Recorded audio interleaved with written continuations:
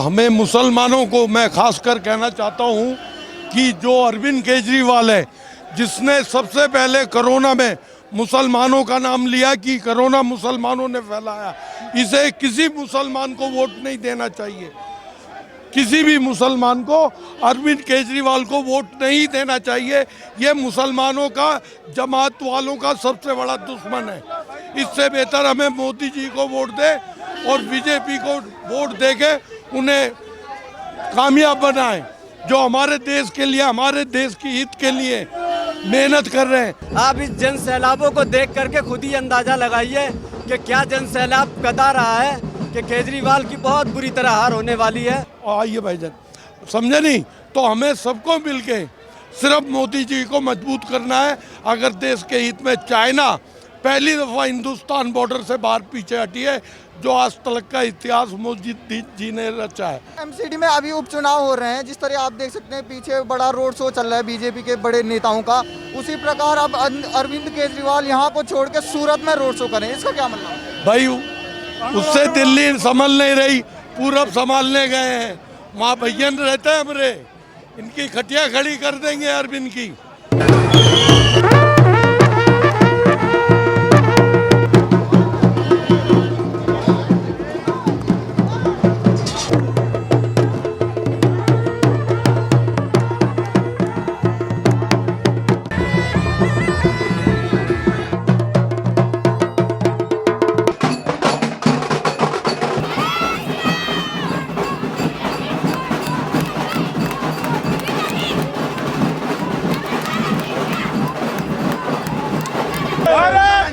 नमस्कार, आप देख सकते हैं हमारे पीछे जो बीजेपी के बड़े नेता हैं, वो आज एमसीडी उपचुनाव में बड़ा जन सैलाब उनका उमड़ पड़ा है। और आप पीछे देख सकते हैं ये लंबी लाइन जो त्रिलोकपुरी में एमसीडी का उपचुनाव हो रहा है, उसमें पीछे बहुत बड़ी तादाद में यहाँ के स्थानीय नागरिक हैं। बीजेपी के बड़े नेता जो हैं पीछे, और पूर्व जो अध्यक्ष थे दिल्ली प्रदेश के बीजेपी के मनोज तिवारी जी हैं। और आप पीछे देख सकते हैं, हम कैमरामैन को कहेंगे पैन करके दिखाएं कि इसमें बहुत बड़ी मात्रा में स्थानीय नागरिक हैं, वो ऊपर दिखाएं। देखिए जिस तरीके से लोग बालकनियों से बाहर झांकते हुए नजर आ रहे हैं, इससे साफ पता लगता है कि बीजेपी की इस बार इस एमसीडी चुनाव में भी पूरे बहुमत से उनका ये सीट जीतने जा रही है। जिस तरीके से आज केजरीवाल सूरत में रोड शो कर रहे हैं, वहीं दूसरी ओर बीजेपी के बड़े नेता रोड शो कर रहे हैं। और ये देख सकते हैं आप, यहाँ स्थानीय लोग जो अपने घर से बाहर निकल के देख रहे हैं और ये फूलों से उनका स्वागत किया जा रहा है। जिस तरीके से आप देख सकते हैं, इस भीड़ में छोटे से लेकर बड़े बड़े लोग हैं। और ये ऊपर करके देखें, ये छतों से, अपने छतों से लोग बाहर झांकते हुए नजर आ रहे हैं और यहाँ मोदी मोदी के नारे लगे जा रहे हैं।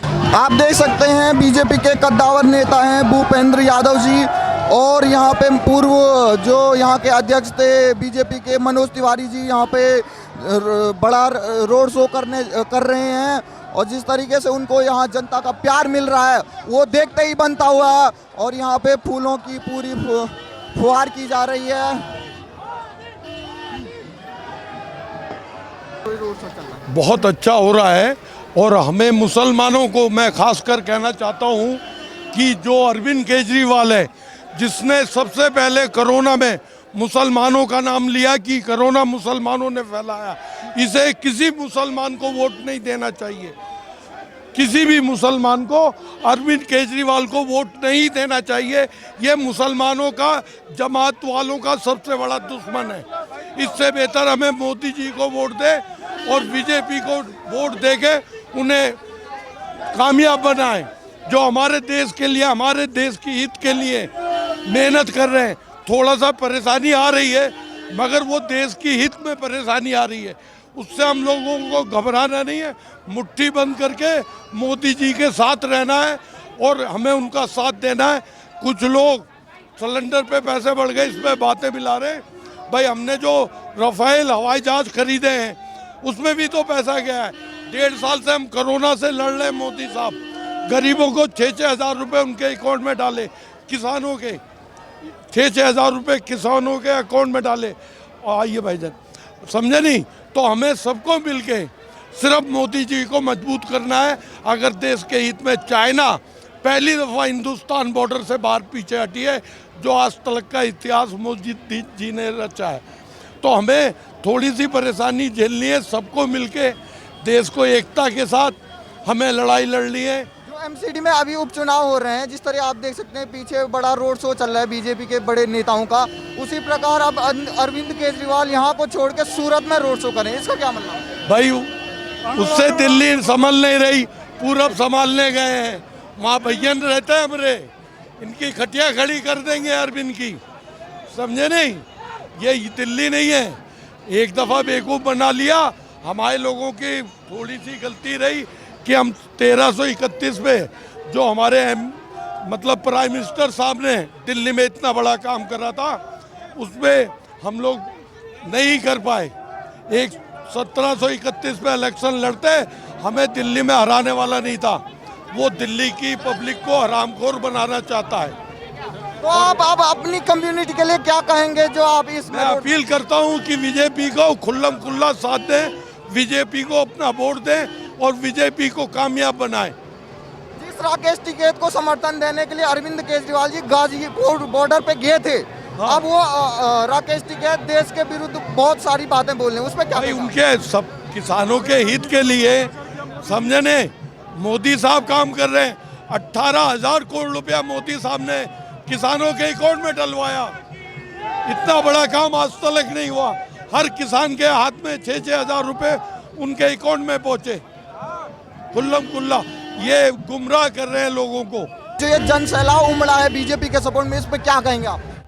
इसके लिए मैं बस यही कहना चाहता हूं कि ये जन सैलाब केजरीवाल की बहुत बुरी तरह हार होने वाली है इस बार, क्योंकि जो उसने 26,000 करोड़ का जो घोटाला किया है, अब तक उसने कोई हिसाब किताब नहीं दिया, जिसके लिए हमने, और ये जन सैलाब उसी के विरोध में आज हमारे साथ देख लीजिए कि भारतीय जनता पार्टी को पूर्ण बहुमत मिलने वाली है और चारों की चारों सीटों पर बीजेपी का कब्जा होगा और 5 सीटों पर हमारी भारतीय जनता पार्टी जीत करके उभरती हुई नजर। जैसे लोग कह रहे थे कि जिस प्रकार से ये किसान बिल के विपक्ष में सारे किसान उमड़ पड़े हैं, तो अब बीजेपी की हार हर सीटों पे होगी, लेकिन जिस तरीके से आप देख सकते हैं इतना बड़ा जन सैलाब उमड़ा है, क्या ये अरविंद केजरीवाल के उन दावों को पोल खोलता है? ये सब कहने की बातें हैं कि किसान लोग वहाँ पर आंदोलन पर हैं, ये सब इन्हीं की साजिशों का नतीजा है। आप इस जन सैलाबों को देख करके खुद ही अंदाजा लगाइए कि क्या जन सैलाब बता रहा है कि केजरीवाल की बहुत बुरी तरह हार होने वाली है। बस में बहुत वहाँ कोई किसान नहीं है, वहाँ सब इनके दलाल बैठे हुए, बिचौलियों बैठे हुए, वो सब किसी किसान आंदोलन के खिलाफ नहीं, वो सिर्फ मोदी के खिलाफ बैठे हुए। वो नहीं चाहते देश का भला हो, उन लोगों का कैसे फिर भला होगा जो बिचौलियों से खाते उनको बर्बाद कर रहे हैं। आज दिल्ली की जो विपत्ति, जो भी एक केजरीवाल को मैं इतना ही कहूँगा, वो एक विचित्र प्राणी है, वो कभी भी किधर भी पलट जाता है, उसका कोई वजूद नहीं है। आज एमसीडी को बर्बाद कर दिया, कोई स्कूल सही नहीं है, सारे स्कूल बर्बाद कर दिए। वो बेकार का आदमी, वो सिर्फ झूठ के दम पर सरकार चलाता है। जिस तरीके से आपको पता होगा अरविंद केजरीवाल जी सूरत में रोड शो कर रहे हैं इसी प्रकार का, तो आप क्या कहेंगे यहाँ के लोग? जो उससे कुछ नहीं होगा, जनता जान चुकी है, जनता एक बार गुमराह हो सकती है, बार बार नहीं हो सकती।